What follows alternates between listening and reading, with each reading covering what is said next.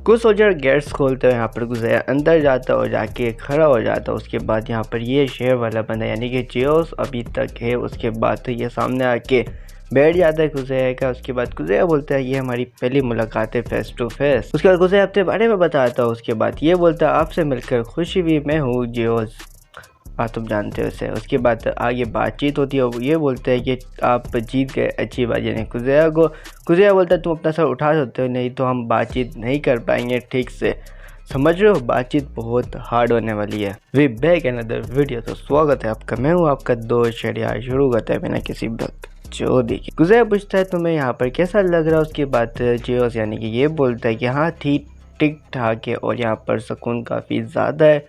गुजराया बोलता है सुकून यहाँ पर। गुजराया बोलता है तुम लिशिया यानी कि मिलना चाहते हो उससे। उसके बाद ये बोलता है क्या प्रिंसेस ने मेरे बारे में मतलब मुझसे कुछ कहने को कहा है। गुजराया बोलता है नहीं, ऐसा तो कुछ नहीं कहा उसने। जियोस बोलता है जैसे मैंने पहले कहा था जब प्रिंसेस मुझसे मिलना चाहिए, यानी कि जब प्रिंसेस क्वीन बन जाएगी वो हमसे क्यों मिलने आएंगी, एक क्रिमिनल से। गुजराया बोलता है मैं इस चीज से कन्विंस नहीं हूँ क्योंकि मुझे जहाँ तक पता है जो लिशिया उसकी पर्सनैलिटी है कि वो इस बात को बहुत ज़्यादा सीरियस ले लेती है उस वक्त, और वो मुझे कभी भी इस बारे में नहीं बताएगी। अब वो बहुत ज़्यादा काम करी यानी कि अपने वर्क को बहुत ज़्यादा बढ़ा चुकी है और वो ऐसा दिखाती कि उससे कोई फ़र्क नहीं पता, लेकिन मुझे देख के लगता है उससे बहुत ज़्यादा फ़र्क पड़ता भी इस वक्त। बोलते मैंने प्रिंसेस को पहले ही खुदा हाफिज़ कर दिया था, अब मुझे उसके आगे कुछ भी नहीं कहना उसे।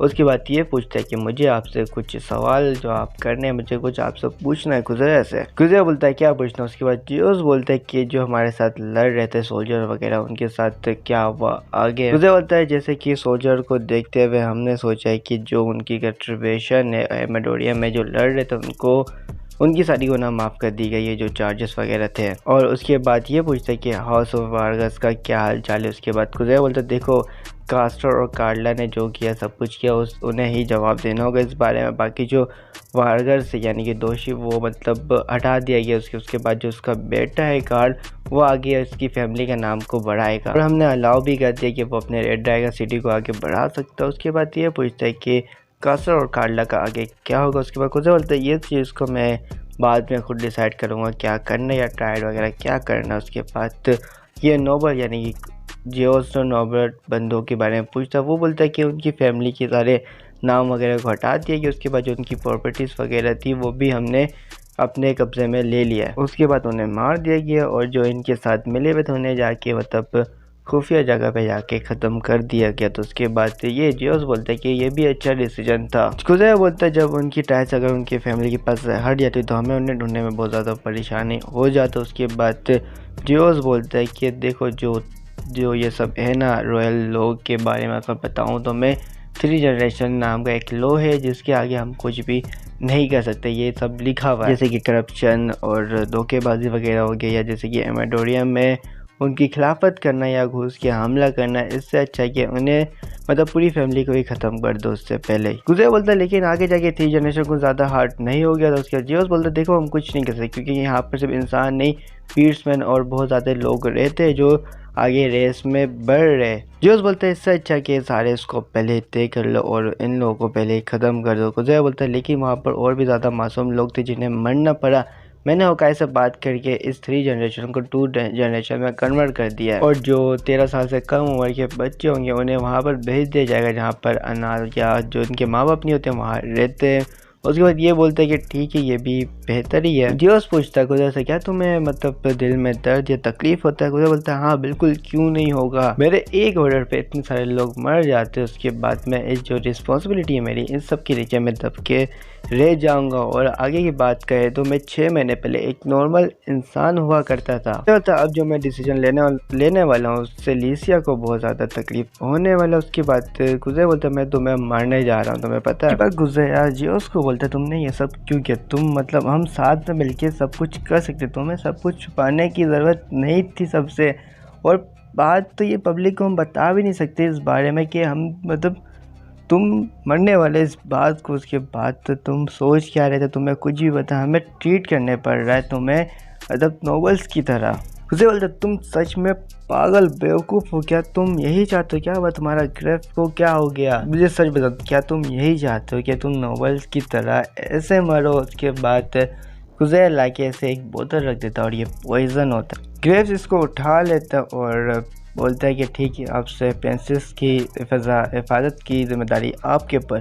गुजैर बोलता है देखो, मैं पहले उसे अपनी फैमिली मानता हूँ, अगर कुछ भी हो जाए मैं अपनी फैमिली को सेफ रखूँगा, अगर कुछ भी मुझे करना पड़े ये बात कभी बदलेगा नहीं। उसके बाद ये पी लेता है। किस्सा हो जाता है यहीं पर ख़त्म।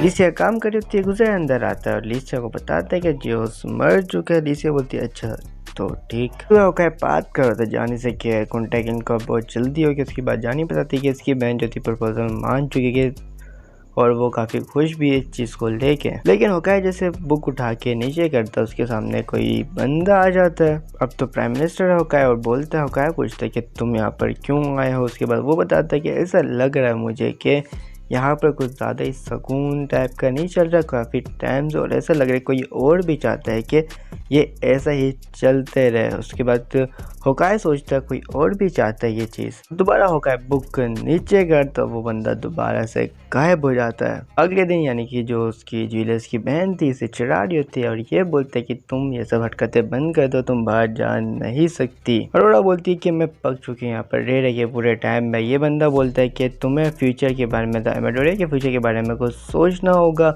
उसके बाद ये लोग यहाँ पर आ जाए, यानी कि गुजैर होता है सबको मेडल वगैरह दे रहा होता है जिन लोगों ने इनके साथ दिया। उसके बाद इसको मतलब आर्मी में दे देता है। उसके बाद आयशा का नाम बुलाया जाता है, उसके डैड वहाँ पर आ जाते हैं। ये बोलते हैं कि काफ़ी खुशी की बात है कि आप यहाँ पर आए, काफ़ी रैंक आपका ऊपर है। उसके बाद ये बंदा बोलते हैं मैं इस केस में एक रिक्वेस्ट लेके आया हूँ आपके लिए कि मैं चाहता हूँ कि आप मेरी बेटी को एक्सेप्ट कर लीजिए। उसके बाद ये बोलते 1 मिनट मतलब ये बंदा आके बोलते कि प्लीज़ आप इसे अपने वाइफ बना लीजिए, यानी कि सेकेंड क्वीन की आयशा बन जाएगी। उसे बोलते तुम जा रहे हो, मैं इसे रिवॉर्ड की वजह से रखूँ। इसके बाद ये बोलते तुम मतलब मैं फादर हूँ, तुम मेरी बात को समझ सकते हो, और आयशा भी यही चाहती है। और यहाँ पर आयशा शर्मा रही होती है। ये भी ठीक है।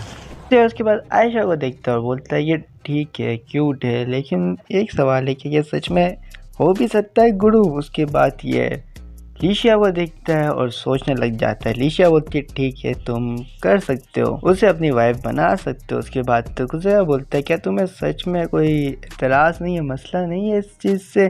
उसके बाद लिसिया बोलती है तुम एक किंग हो सोमा। उसके बाद हो सकता है आगे जाके तुम्हें मतलब बहुत सारे लोग मिलेंगे जो मतलब तुम्हें शादी के लिए बोला जाएगा, लेकिन मैं चाहती हूँ कि जो जिन्हें मैं जानती हूँ वो मतलब बने आगे जाके। लिसिया बोलती है जब किंगडम की बात आती है तुम काफ़ी तेज़ होते हो, सॉल्व जल्दी कर लेते हो सारी चीज़ों को, और जब लड़कियों की बात आती है तो तुम बिल्कुल बेवकूफ़ बन जाते हो। लेकिन मैं फर्स्ट क्वीन बनूंगी और सेकंड क्वीन तुम बन सकती हो, उससे कोई इतराज़ नहीं है। क्या तुम्हें कोई मसला इस चीज़ से? यहाँ पर ये बोलती है नहीं, मैं बन सकती हूँ क्योंकि मैं हमेशा किंग यानी गुजैर के साथ रहना चाहती हूँ। आयशा बोलती है तो गुजैर पूछते है क्या तुम मेरी वाइफ बनोगी? यहाँ पर ये बोलती है हाँ क्यों नहीं। उसके बाद ये बात सुन लेती है और बोलती है क्यों ना अपन भी ट्राई करें एक बार। उसके बाद जूना आती है, उसके बाद इसकी मदर भी आ जाती है वहाँ पर सामने और बोलती है सॉरी कि अचानक से मैं आपके सामने आ गया, मैं आपसे कुछ पूछना चाहती हूँ। उसके बाद ये बोलता है कि ठीक है कोई मसला नहीं है, आप पूछ सकती हो कि आपको क्या पूछना है। उसके बाद ये पूछती है क्या जूना पूछती है कि क्या आप मुझे मतलब इन दोनों के साइड भी ज्वाइन करो, क्या आप मुझे अपनी वाइफ बना सकते हो, अपने साइड रख सकते हो। गुजैर बोलता है एक मिनट गुरु, थोड़ा आराम से, क्या तीसरी वाइफ भी बनाओ मैं सबको। उसके बाद ये लोग बात करते हैं। गुजैर बोलता है ठीक है मैं नहीं कह सकते इस चीज़ को एक्सेप्ट अभी फ़िलहाल के लिए। लोग चौंक जाते हैं इस बात को सुन के। गुजैर बोलता है देखो तुम जेमस्टोन मतलब कि तुम प्रोग्रामर और तुम्हारी पॉपुलैरिटी बहुत ज़्यादा है लोगों के बीच में, और मतलब कि तुम एक गाना वगैरह भी गाती हो लोगों के बीच में, और पता चलेगा लोगों के कि तुम्हारी शादी हो गई है तो लोग काफ़ी दुखी आत्मा बन जाएंगे। उसके बाद तो चीज़ें बिखर जाएगी, और मैं चाहता हूँ कि इससे कुछ देर के लिए अभी रोक दिया जाए फ़िलहाल के लिए। जब तक प्रोग्राम में कोई और गाने वाले नहीं मिल जाते तो मैं जब तक कुछ टाइम के लिए इंतज़ार करना होगा। मैं वादा करता हूँ कि जब सब कुछ ठीक हो जाएगा मैं दोबारा तुम्हारे पास आ जाऊँगा। उसके बाद ये बोलती है ठीक है मैं इंतज़ार करूँगी, आपका कोई दिक्कत नहीं है। उसके बाद यहाँ पर सबसे बड़ा मसला यहाँ पर खड़ा हो रहा है क्योंकि जो नोबलेस थे वो भी कुछ अभी तक यहाँ पर बचे हुए किंग से। ये लोग सोच रहे थे किंग से बच के रहना है, नॉर्मल आईडी यूज़ करना, जो लोकल आईडी होता है लोगों के बीच मिलना जुलना, जब तक वक्त हमारा सही ना हो जाए, वक्त सही ना आए। तो ख़त्म। अच्छा लगा तो लाइक करो, कमेंट में बताओ कैसा था, और या सब्सक्राइब का बटन दबा दो, और जो लाल कलर का बटन है उससे प्यार से दबा दो यार। बाकी मिलते हैं नेक्स्ट वीडियो में, तब तक के लिए खुदा हाफिज़।